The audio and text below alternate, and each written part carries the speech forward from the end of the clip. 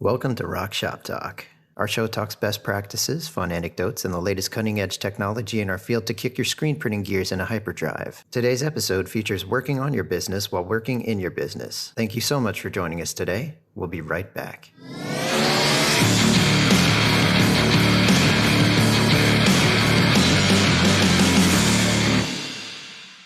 I want to welcome everybody back to ROQ Shop Talk, your one-stop rock shop where we talk all things screen printing. Today, we are discussing working on your business while working in your business with Drew Dalton and Marc Davis of Real Thread. I am ROQ US President Ross Hunter. Alongside of me here is our creative producer, Mr. Merrill Caps. Hey. How's everyone doing today? Good. Awesome. Glad to be with you. Thanks for Awesome. Thanks for coming. This is awesome to have you. Absolutely. I want to start out just a quick update, quick ROQ US update. We are almost ready to go on our inaugural video tour of the United States of America and our Real fun this time. tour bus, Roxy. Do what? Yeah, it's real. For real this time. Yes, Yeah. we don't know if the bus will make it further than 200 miles without braking, so that's to be seen, knock on wood. But we will be starting in Chicago, cruising down the East Coast into Florida, actually visiting our guests here, Real Thread, on a leg of the tour. And our goal is to get a bunch of content. We're out of content. We need video, we need pictures, we need things. So those of you that aren't part of the tour, feel free to send us video and pictures as well. But we're looking forward to it, taking a bunch of COVID precautions to ensure everyone's safety, temperature checks. We're doing COVID testing. We bought a really cool fog machine for the bus that actually disinfects the whole thing. I'm still wondering if people can stand in there with that, with strobe lights, and we can make it really a rock and roll kind of event. But I like the visual. not. I don't think it's I'm gonna say no probably to that part. Not safe. Yeah, probably not. Inhaling disinfectant chemical, not good. Okay, cool. We'll remind ourselves of that when we're on the road. Their own. Yeah. But definitely taking some precautions there. I want to make sure everyone's safe. That's why we're taking the bus. We don't want to be in planes and airports and everything else. So kind of having a rolling quarantining, tour bus. Skeleton really group, like only people on that. Yeah, exactly. Yeah. It's gonna be a lot of fun. So tune in and we'll continue to update on that across all of our social websites as well as on our podcast here. So wanted to get started, Drew and Marc, a Real Thread, with a question. How were you both introduced to the world of screen printing, and give us kind of a brief history of Real Thread from inception to where you are today? Yeah, Marc's introduction is probably through us. I mean, really, right? High school graphic arts, doing some manual screen printing in there. And that was my first, definitely exposure, printing, stupid, silly shirts with my friends in high school, and doing it for sports teams and garage bands and stuff like that. And that was definitely my first exposure to screen printing. Nice. Yeah, mine was in college. I never did anything cool like that in high school, but in college, I started buying a lot of shirts, like in bulk, for organizations I was involved with in college. So primarily Greek life and student government that I was in. And I felt like everyone on campus, this was a big campus, UCF, I don't know, what are we? Are we the largest in the country? Second largest in the country now. Even way back when I was in college, feels like a long time ago. But even then, it was a really large university, and everyone was buying from the same company in town in Orlando. And I was young and dumb and naive and said, I want to give these guys a run for their money. And so I just bought a press and started screen printing. That's really what it was. And, start on a small little manual. And I think I had a commitment on like 1,000 shirt order before I even had equipment in my possession, because I started pre-selling myself. Again, before I even trained on anything. Oddly enough, I flew up to, I think it was in Seattle, I believe, if you remember. I don't know if they're still around, Printa Systems. And, Yeah. Are they? Yeah. So Printer Press.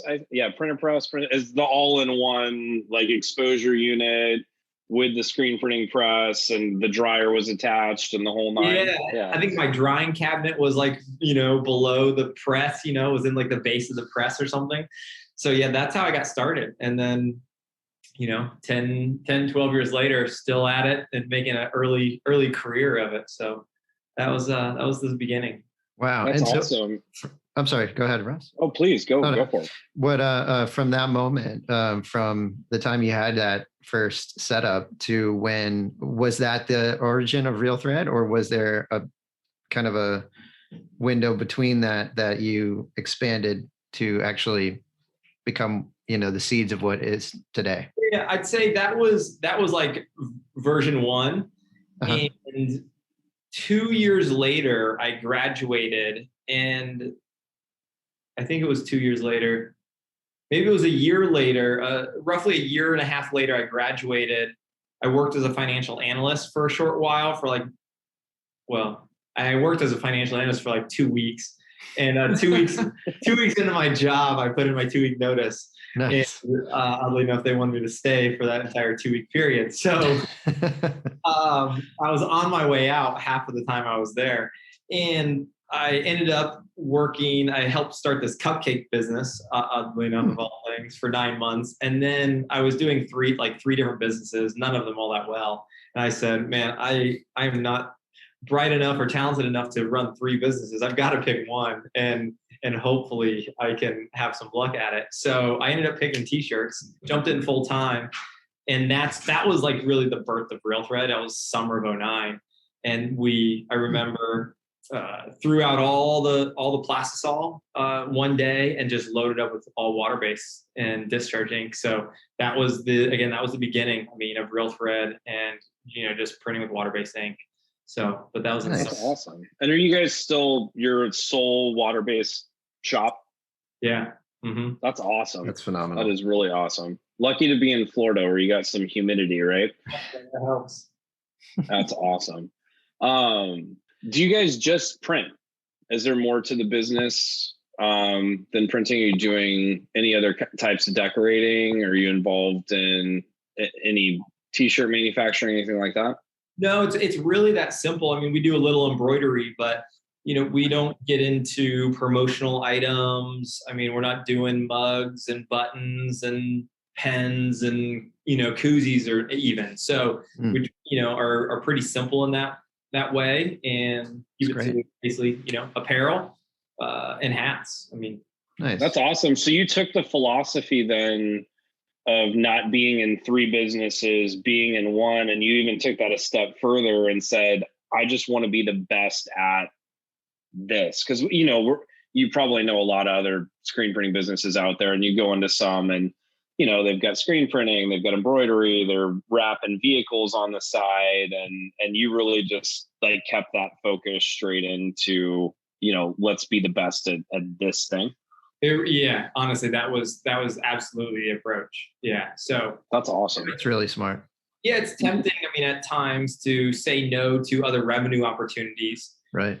I think we really did. We wanted to be the best at t-shirts, and we wanted to build our system, like the entire business around that.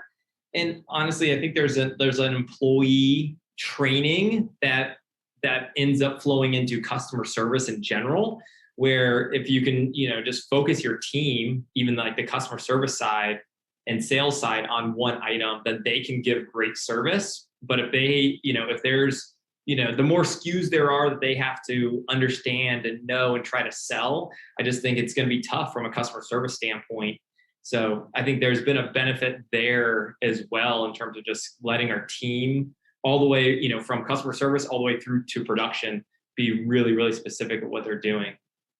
Nice. It's really cool, man. That's something I learned really early in business. I think I mentioned this book before, but the E-Myth Revisited, I think I talked about on another episode. And I remember early in my business, career, reading that book, and when I owned my printing business, it kind of taught me the same things. It's really tempting to want to branch into all these different revenue streams and stuff. And, part of what the book talks about is, that focus and who you are in your business and how you maintain one thing until you can be the best at it. Right. Mm-hmm. And then maybe once you get there, you're adding on to other stuff, unless your model's working. But it's really cool you stuck with that. It's not often that you see that. So Right.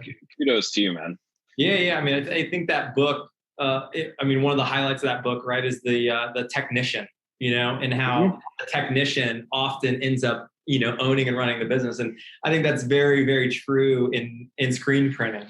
Someone that loves screen printing, they end up, kind of running the business. And again, I think there's a lot that people could learn from that book for sure. It's awesome. Absolutely. So it's clear that a lot of your values, a lot went into your values and your storytelling. I love your website. I think it's one of the best I've seen personally in the entire industry. And I would love to know, two things. How did the name Real Thread come to you? And how, and kind of share, what are the key market segments that you serve and how those kind of things maybe influence each other?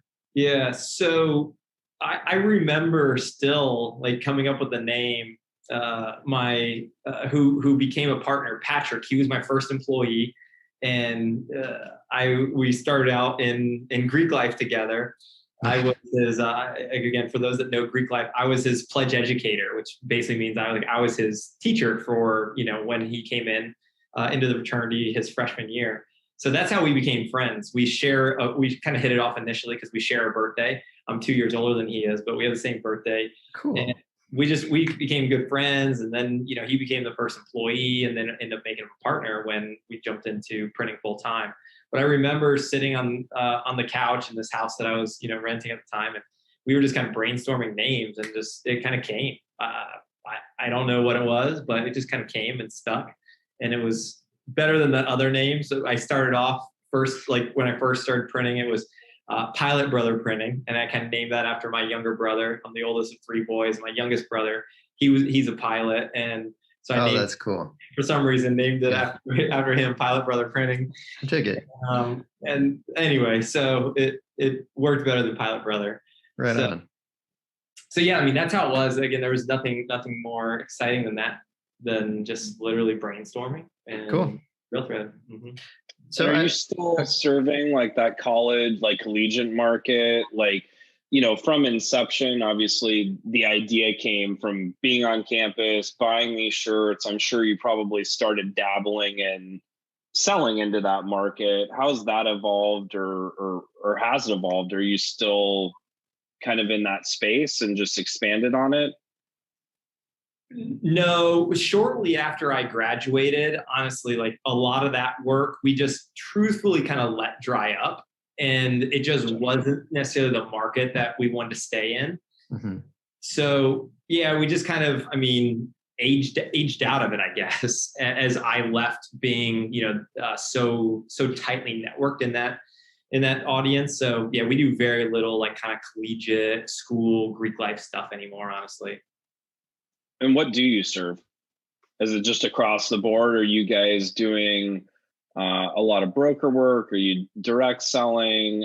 Because you're doing water-based, I'm assuming, most shops that I've met that are pure water-based, it's typically a higher end garment. It's kind of a different kind of clientele. Can you talk a little bit about that? Obviously, without divulging all your secrets and what you're doing, but just kind of, the gist of the market that you guys are. Yeah. It's almost all direct, and, a lot of clothing brands, that are going to be sold. So there's a lot of that. And then there's just, the businesses that want kind of that little bit, higher end shirt for marketing, promotional purposes or whatnot. So, it's a lot of that. Can you walk us through what the Real Thread fulfillment process looks like step by step, what the experience is from that perspective? In terms of fulfillment standpoint, are you talking about delivery or just customer coming in? Yeah. Essentially, I want a whole bunch of shirts done. What's the process for you guys? Yeah. A lot of them will find us on the web, come in, have a good experience on the website, engage us there. And then our customer service team, they just kind of walk them through the process. It's a lot of, it's a lot of hand holding. garments to choose from, kind of print styles to choose from, and figuring out what is their vision and what garment and print style is going to achieve their vision. So do they want something bright? And if so, probably going to need to use a more high opacity water base, right? If they want something simple and, vintage looking, want something that you just can't feel at all, then obviously, a discharge is probably going to be the way to go. And again, just based on their vision, you got to kind of pair the garment and the print style, because it's not kind of one size fits all, right? Right. There's choice and options, and you got to kind of put those things together. So, that's again, it's not unlike most other people. I mean, there's nothing all overly original there. So, cool. but yeah, that's awesome. And to kind of shift gears, like into the ROQ world, you've been in business since 2009, right? So how has the ROQ automation affected your operation, just in terms of, I know you guys have a couple ecos, dryers, the Lotus. What have you guys seen there in terms of production and what that equipment's done for you? Just trying to get efficient as possible and not get up with the most technologically advanced stuff we can, and just trying to be, again, efficient as possible. Sure. What was the biggest efficiency pickup? Just elaborate on that. Like, what have you seen that's changed or enhanced or gotten better with that equipment? From setup times, is it straight production speed? I mean, a combination thereof. Yeah, a combination of that. I mean, honestly, a big part is like ease of use and just like user interface and being able to get maybe somebody that hasn't run an automatic press before, just train them up, throw them on there. It's like really, user friendly, and just then you have like the sleek design, and it's nice and quiet to work around, and just as far as like installation stuff like that, having being able to plug the flashes directly in and not having the the extra drops and all that stuff hanging down, and just like the technology piece as well. I compare like a blue machine to a green machine, and the tank versus the Tesla. They both get the job done, but one's going to be just a lot more efficient and just easier to use, easier to get trained up on. I appreciate That's awesome. That was a good quote. I actually haven't heard that analogy. Typically, it's the Apple and the PC. We get a lot of that one. I like tank and Tesla because it doesn't diminish anything, and we're big on that. So that was actually a really, really good analogy. I'm gonna hold on to that one. Yeah. I'm curious, how was the last? So you guys just had the second Eco 2 installed a couple weeks ago. Yeah, we've had a 10-color Eco, and then we just had 2 more 12-color Ecos installed. Nice. What was the installation process for you and kind of onboarding from the past version of that? Was there an easy transition between the two? Have you noticed any bit differences between the two, et cetera? Yeah, I mean, it's a pretty similar interface. Just a few more print heads, and definitely some more like robustness, and seems like a little powerful from like a 6 to a V8 slightly, but just standardizing it and having people get trained up on it and test it out and get used to it. And the install process, start to finish, was I guess I'm curious. I've never been on an install myself. What was that experience for you all? And any feedback or anything from our side too, so we can continue to improve that process for going forward. Yeah, I mean, seamless transition, and had all the ducks in a row, had all the paperwork, knowing exactly what we needed, and getting everything set up and ready to go. Cool. Plug and play. Nice. I love to hear that. That's always a good no thing. kidding. Well, cool, guys. We're going to take a quick commercial break, and when we come back, we will continue our conversation. We'll be right back. To continue bringing a variety of voices throughout the decorated apparel industry to the forefront, we are honored to unveil ROQ Together, a collective movement to inspire, encourage, implement, and embrace diversity and inclusion within the apparel industry and beyond. Please follow hashtag ROQ Together and follow the movement's official Instagram account at ROQ Together or visit roq.us. Thank you for the opportunity to unite our efforts and to make our industry reflective and possible for all who desire to be a part of it. I want to welcome everybody back to ROQ Shop Talk, your one-stop rock shop where we talk all things screen printing. Today we are discussing working on your business while working in your business with Drew Dalton and Marc Davis of Real Thread. I'm ROQ US President Ross Hunter. Alongside me here is our creative producer, Mr. Merrill Caps. Welcome back, everyone. Thank you for joining us as always, and thank you to gentlemen for joining us today. This is an awesome opportunity for us. I absolutely love, like I said before, your website just kills it for me. It just says what I want to know about this industry, and I really appreciate the stories page on your website. And I'd love to learn more about what inspired that and what inspired the whole idea that how you say sign up more for t-shirt enlightenment. I think that is genius. I want to know everything about that and how that mindset kind of impacted your overall business. Yeah, I mean, I think it's just, trying to there's a purpose, and there really is a story behind every shirt, right? Everything gets printed, and just trying to bring it to light and try to just share that with people was really the idea behind the stories section. Again, there's so many. I mean, every shop has so many great stories about the shirts that they printed. Again, what was the story behind all those shirts? So again, just trying to bring light to that. That's cool. From the time you guys embrace that, have you seen any major differences in either the type of clients you deal with, or has it attracted other movements to be aware of Real Thread and your piece into this?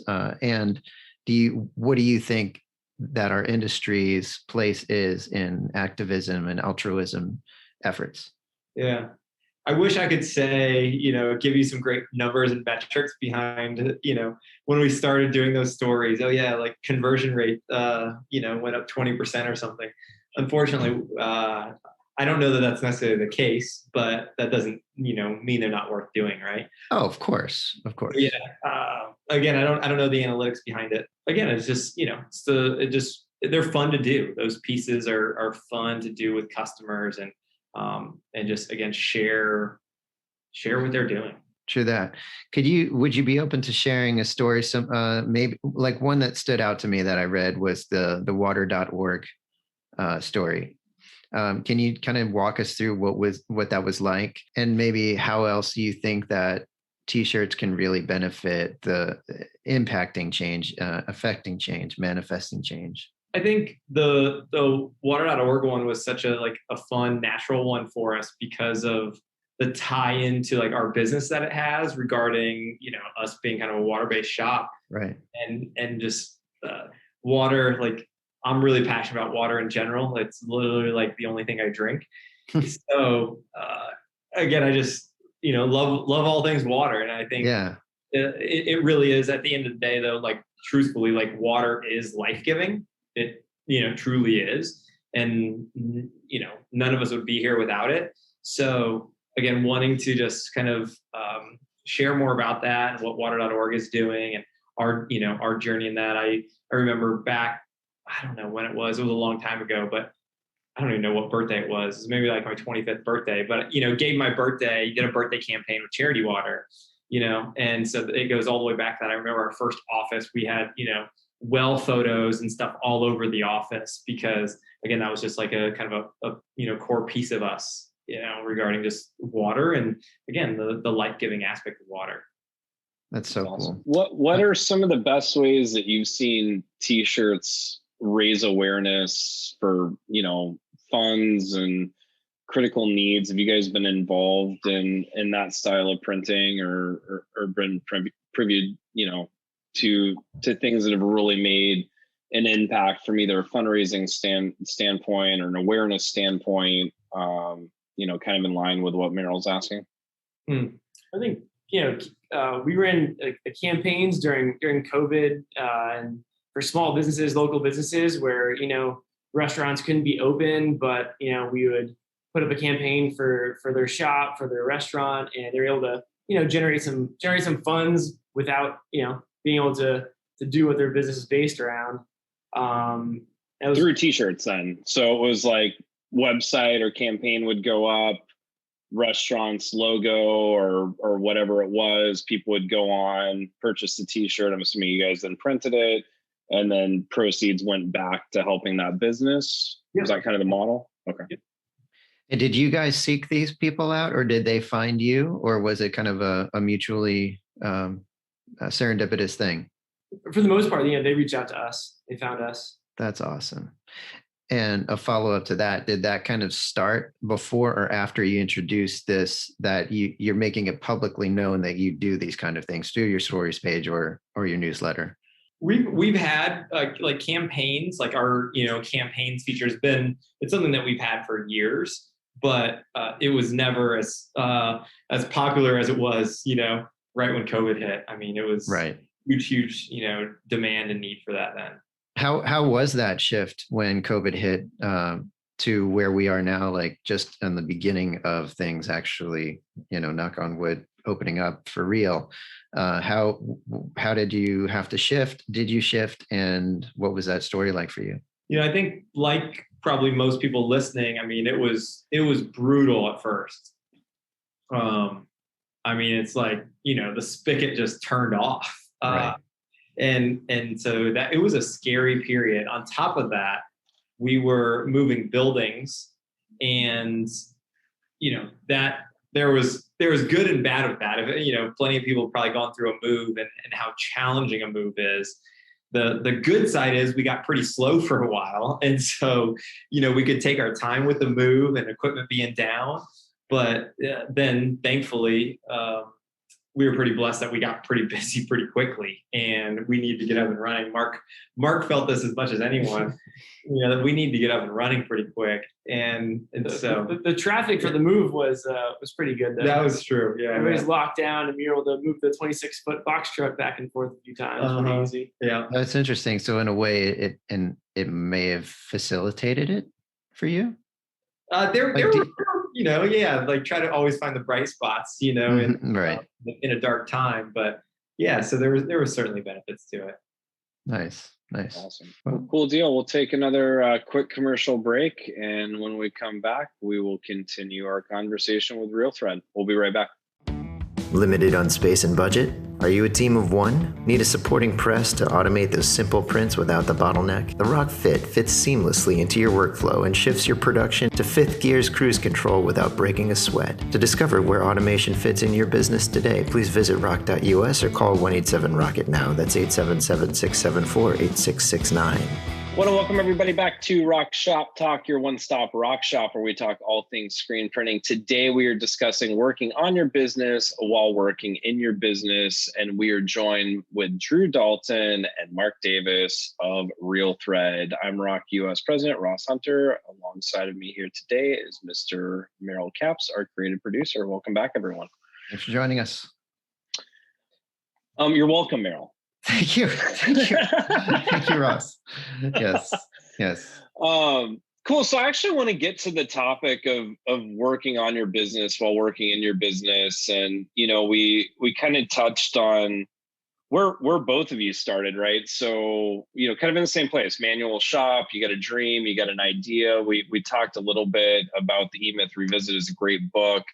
I've struggled personally with this journey multiple times through multiple different companies. And in fact, even in ROQ US, I'm struggling now. We've been in business for 12 months, and, I sometimes find myself just so deep in the weeds. It's hard to, pull yourself back to really look at that, whole vision and where the company is going to go and get back into, working on instead of in. So can you guys, both of you just kind of explain your journey and that letting go of control and pulling yourself out of the business to be able to really focus on, deeper issues, operational problems, procedures, setting up systems, all that kind of good stuff that are important to obviously keep it running. How's that journey been for you? And I guess tell me your story, and then what pieces of advice you'd have to other people out there listening of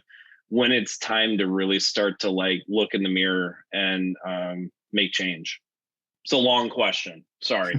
Yeah. And when it's something like as passionate as, the industry, like screen printing is, you want to have your hands in. I think Drew and I are both struggle with, not getting in too deep and making sure that we're using our time, most efficiently and what we should be focusing on, and, higher level stuff and bigger picture stuff operationally, the business and marketing and stuff like that. And just delegating, taking on what was most important and what we have to offer. Just taking that time to step back and look at, hey, is this the best use of my time? Can I find somebody else to do this? And just dishing it out, delegating, managing. What's the hardest part of that for you specifically? Is it the thrill of being in it? Is it worry? Is it trust? I mean, everyone kind of has a different reason that makes it difficult, right, to pull away. So if you could identify that for you, what would it be? Sure. I mean, there's at moments there's definitely trust sometimes, right? But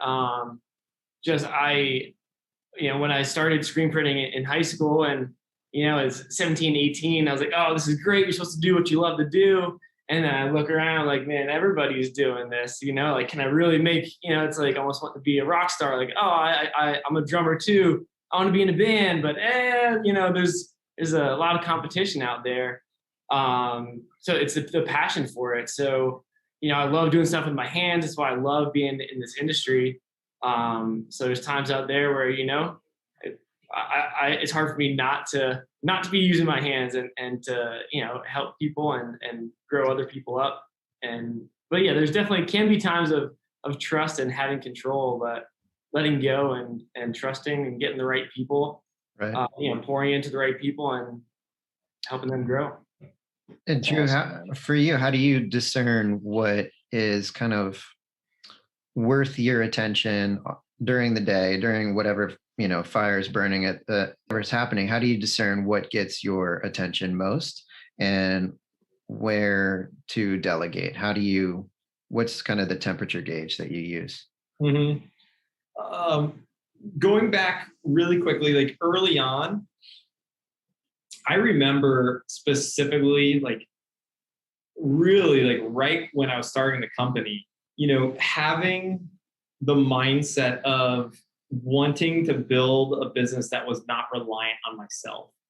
And that was a very, I'm surprised that I had that hindsight, because I'm really not that bright, but I do remember somehow having a little bit of wisdom in that, or those early, months, years of being really specific and saying, hey, I don't want to build a business that's reliant on myself. And truthfully, I think I learned this from my father. He ran his own business, small business, 12 employees, something like that. But the thing was totally dependent on him. And this is something that I learned just from observing. He and I have never really had a conversation about this. Years later, we actually did, but his business was totally dependent on him. And he made a great living, but I mean, he could not take time off without, being on the phone. Once cell phones came about, I mean, he could not take time off without being connected to his phone. And I just remember saying, hey, that's not what I want to do. And so I tried to remove myself from key roles very early on. Talking about eMyth, it was probably a little bit of a benefit, but I was not the technician actually. again, a lot of business start as they're that technician and they, end up owning the business. I wasn't. And again, there's probably some benefit to that in hindsight, but I always had someone else running production. I never got, real deep into that. So 99% of people listening to this, they can out-talk me, in terms of like technical screen printing all day long. So I don't know that much about screen printing. But I never tried to like really jump in. I was good about delegating that from early on and just trusting other people. So I spent more time on the sales and marketing side, but pretty early on had someone kind of leading the sales and had someone leading marketing. I'm now probably closer to marketing than I have been in a long, long time right now. But I had people, doing those things really early on, and it freed me up to do other things. So like one thing that I did was I built our database from scratch. And, wow. You could say, hey, that doesn't seem like a very good use of your time. And again, I wouldn't necessarily argue that, but it ended up being really helpful because I understood the business really well. I was able to then totally build this database to work the way we wanted it to work and to make sense for our industry. Because again, I was kind of building it from scratch. And so that's one thing that, again, I invested like 15 months. I honestly don't know how many hours, but I spent a lot of my time for 15 straight months building this database. Wow. And if I were working with customers, real deep, or if I were in production, I wouldn't have been able to do that. Right. So, thankfully I was in a position where, again, neither one of those key functions, sales or marketing or production, were reliant on myself. And so I was able to get free. And, as the title of the segment, I was really able to just kind of work on the business in that way. And so anyway, that's, I just remember again from really early on, I said, hey, I just don't want to be reliant on myself. And that's awesome. And absolutely. Again, probably one of the brightest things I've ever done in my business career. It's really great. I mean, for people out there to hear, that's tough to have that kind of observation about what you want that far in the future, that early in the game. That for any business, right. Not even here, right? Most people get into business because they've got a dream or they're interested in some specific field or, whatever it is. And it's really easy to, just dive straight into being that technician. Really smart of you to never print. It's funny because when I was consulting, I did consulting for years with screen printing businesses. And, the first thing I'd tell people when I came into their shops, if I still had owners printing, was you need to hire someone while I'm here. Like, I'll help you hire someone while I'm here, because you're not going to be able to grow your business if you're standing behind a squeegee for 7-8 hours a day. And, it was interesting because the feedback I always got was, no, I should hire sales first, or I should hire marketing people. Like, I got to grow. And it's I'd stop them all the time. It's like, the only way you're going to grow is if you're not standing here doing this. Well, but I love it. Well, then screen print for fun, right? It right. kind of, it does make it hard to run and grow a business if you're behind a press all day. Yeah. Or they should hire someone to run their business, right? If 100%. Printing, you know what I mean? There's nothing wrong with that, right? If someone loves screen printing and they want to print, but they also want to own the business, again, no issue with that. But you should probably then, again, hire a general manager or whatever you want to call them to really run the business, 100%. Definitely a different salary that you'd be bringing in for sure as a startup. But it's honestly, that's good advice. I've never even thought about it that way. I always just told people, no, you gotta get outside of it. So that's actually, see, man, you're rolling right now with the insight. I love it. I've made plenty of mistakes. So hopefully not too many of them twice, but yeah, I've learned a few things along the way. So it seems my subconscious this morning on my t-shirt selection was taking over, because I actually have that have it here. Whisper words of wisdom. Let it be. Let it be. Right. There you go. Do your thing and let other people shine where they need to shine. Mm-hmm. I think that's such a critical thing, whether you talk in any business, whether it's music or screen printing. I mean, we all have our talents, we all have our strengths, and it's easy to be intoxicated by the allure that, or the idea that I can just do it all. And while you may be able to, should you? Probably not. At least if you want to scale, absolutely not. So I think that that's really wise. And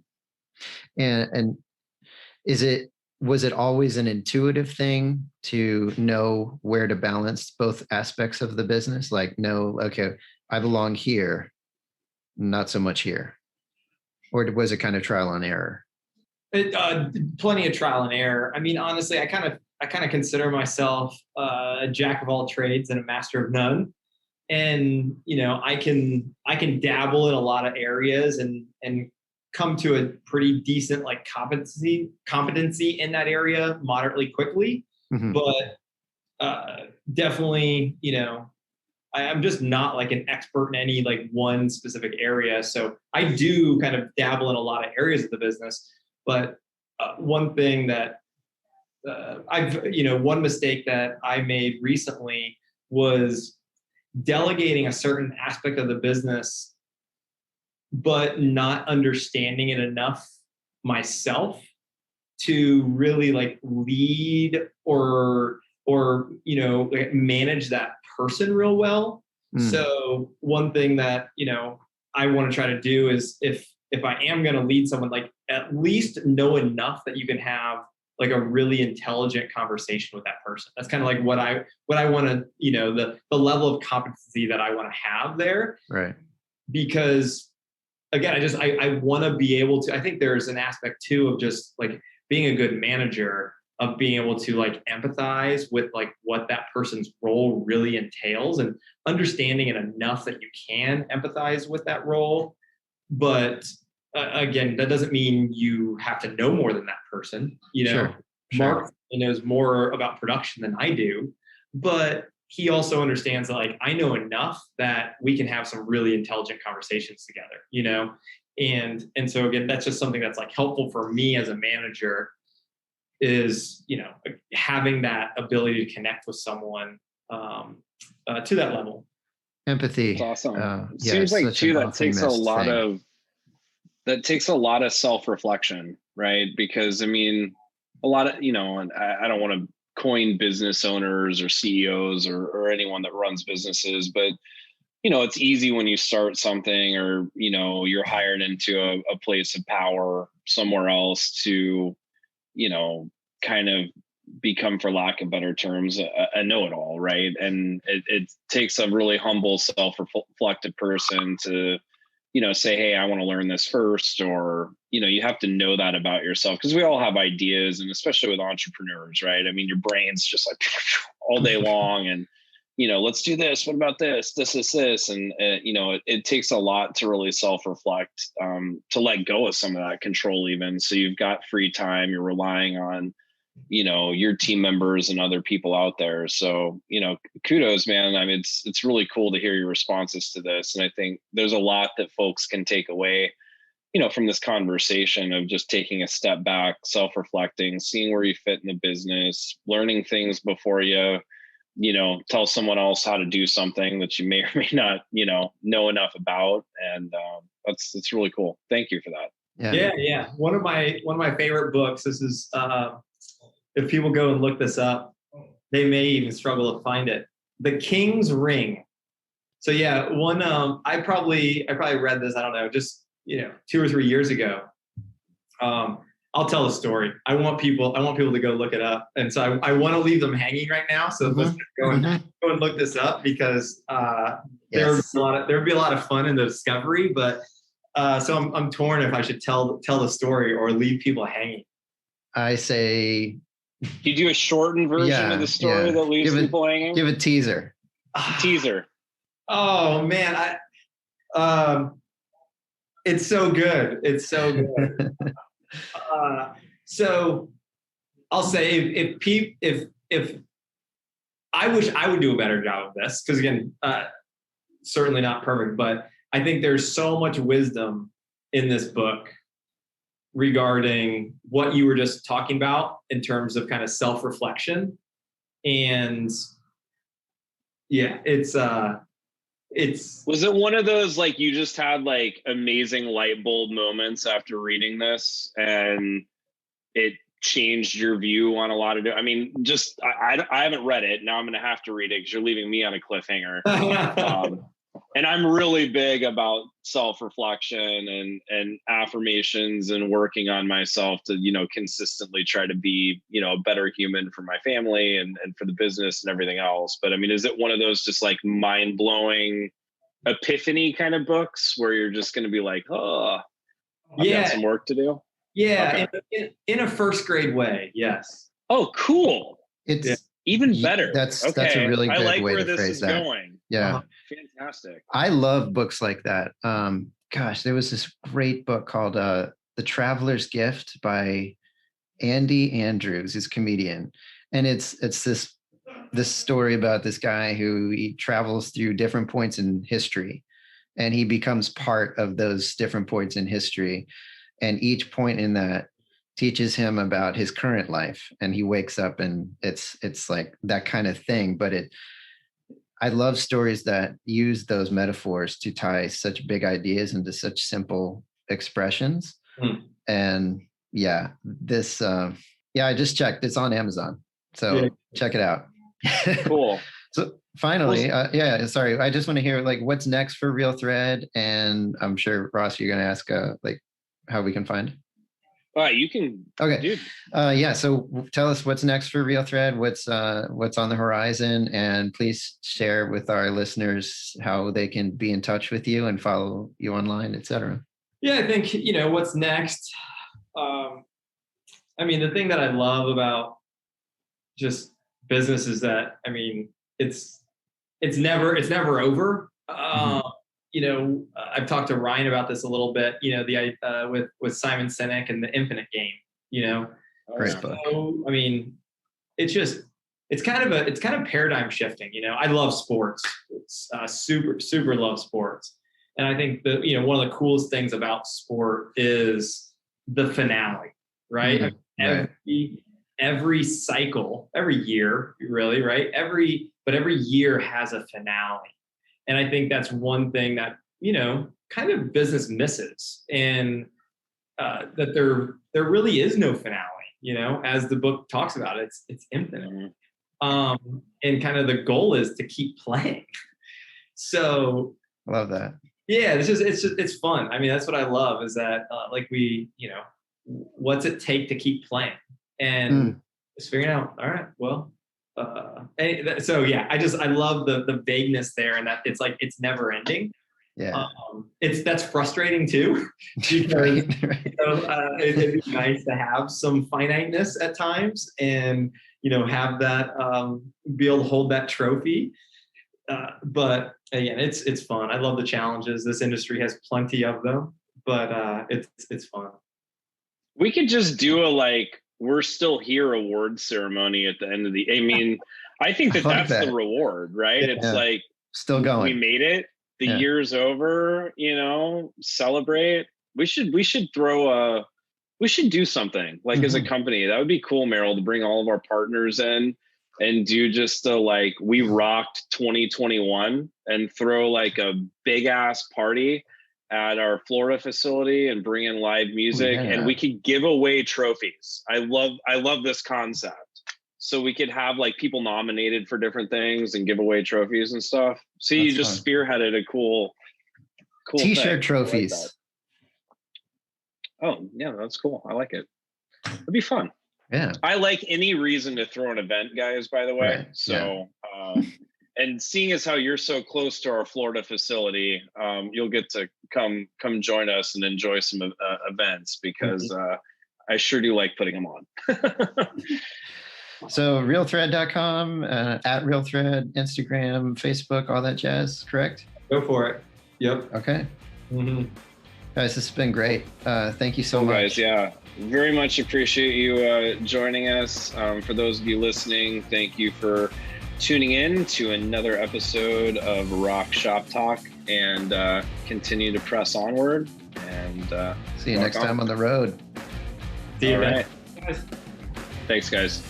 Huge thanks to Drew Dalton and Marc Davis for joining us today. As always, thank you for spending time with us this week. Tune in at your convenience wherever you listen to your podcast by searching ROQ Shop Talk. Our next episode will discuss questions that rock. If you'd like to request to be on the show, please visit roq.us/ROQ Shop Talk. If you found today's episode helpful, please recommend it to a friend who you think may find it helpful as well. Please like, share, and subscribe on social media. Until next time, rockers, press onward.